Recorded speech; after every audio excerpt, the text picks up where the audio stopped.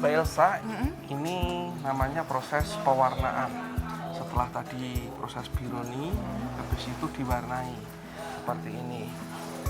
Untuk proses pewarnaan sendiri ini butuh waktu berapa lama, Pak? Oh, kalau pewarnaan butuh waktu sebentar saja sih kalau pewarnaannya. Karena ini pakai pewarna sintetis, jadi prosesnya cepat. Lalu untuk karakteristik sendiri dari batik bakaran yang membedakan dengan batik pada umumnya itu apa, Pak? Karakteristiknya batik bakaran sendiri itu ada remekannya, ada pecahannya. Oh, ada pecahannya ya, Iya, Pak? nanti di latarnya ada pecahannya. Pecahannya itu kan dari tembukan tadi, tembukan yang tadi saya sampaikan tadi, itu pada saat diwarna malamnya itu pecah. Oh, jadi malah malamnya itu pecah dan menghasilkan suatu motif yang unik itu ya, Pak? Wah. Nanti warnanya masuk ke sela-sela pecahan itu nanti jadi motif pecahan. Nah, untuk proses setelah pewarnaan ini ada proses apa lagi nih, Pak?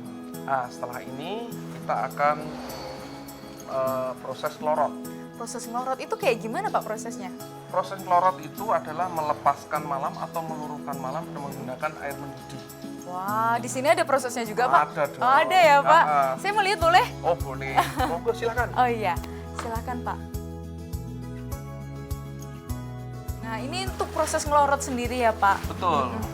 Ini proses lorot, ini pakai air yang panas sekali mendidih, Mbak, agar malamnya itu luruh ke airnya.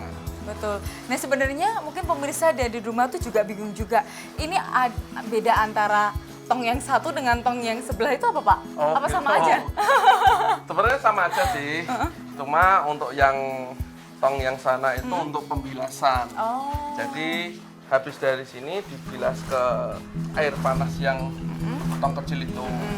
Setelah itu habis dari sini nanti dibilas dengan air bersih. Kita jemur, packing, sudah siap untuk Dikirim. Oh, Wow. iya. Nah, kalau untuk motif gandrungnya sendiri itu, Pak, adakah perbedaan dengan motif gandrung yang lainnya seperti itu, Pak? Nah, kalau motif gandrung di sini itu benar-benar orisinil. Artinya orisinil itu dari turun-temurun dari zaman dulu. Nama gandrung itu diambil dari kata gandrung. Gandrung itu dalam bahasa Indonesia artinya hati yang gembira atau jatuh cinta. Wow. Nah, ini ceritanya itu pada zaman dulu Nyi Banowati yang membuat batik bakaran pertama kali itu dia mengungkapkan perasaan jatuh cintanya kepada seorang pangeran, Pangeran Pakuwon namanya. Nah, akhirnya dia membuat batik namanya batik gandrung. Gandrung itu tadi ya, Pak. Berarti memang sudah tradisi turun-temurun dari Iya. Nyi Banowati ya, Iya. Pak. Wow, luar Bahkan biasa. pada saat Nyi Banowati dia sedang gundah gulana sakit hati, dia memunculkan motif lagi. Oh, ada motif lainnya lagi ya? Ada, namanya motif magelati. Magelati itu dalam bahasa Indonesia itu magel itu artinya sakit hati. Sakit hati ya. Jadi istilahnya adalah setiap situasi kondisi hatinya memunculkan Oh, suatu motif betul. baru ya, Pak? Iya. Seperti itu. Nah, selanjutnya prosesnya apa lagi nih, Pak? Setelah dilorot, dibilas, dijemur, habis dijemur, dipacking.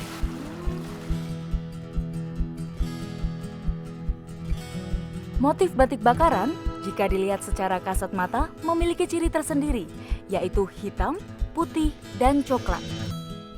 Batik bakaran mempunyai ornamen, motif, dan warna yang berkarakter, serta berciri khas batik tulis pesisir. Hal ini dikarenakan kondisi geografis wilayah Juwana yang dekat dengan pantai. Sekarang ini, motif bakaran juga berinovasi mengikuti arus zaman agar tetap bisa dinikmati berbagai kalangan.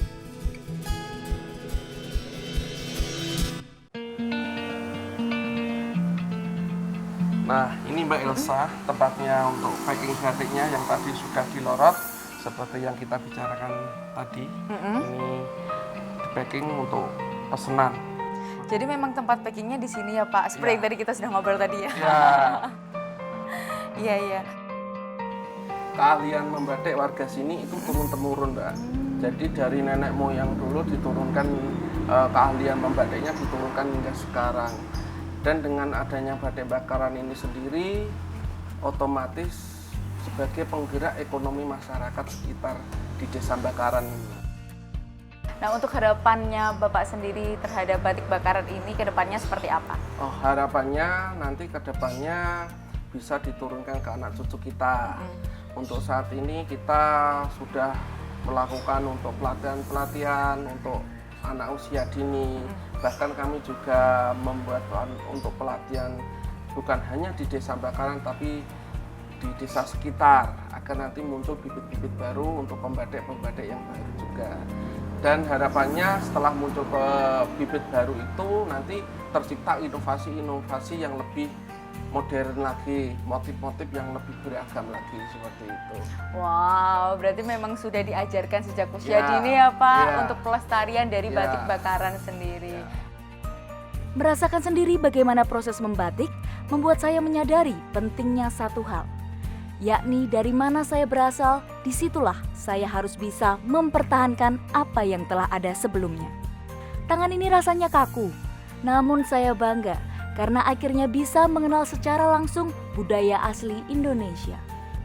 Saya yakin Indonesia akan terus berbudaya, berdikari, dan tetap cantik di mata dunia.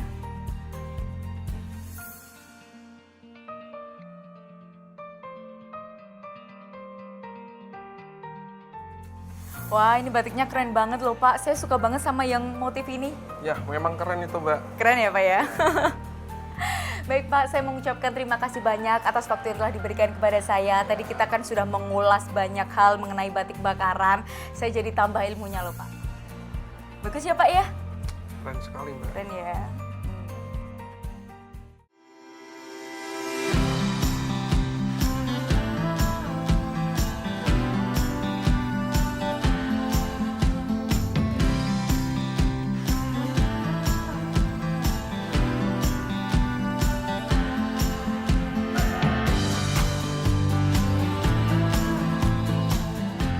Pemirsa, 30 menit sudah saya menemani Anda dalam mengulas mengenai batik bakaran.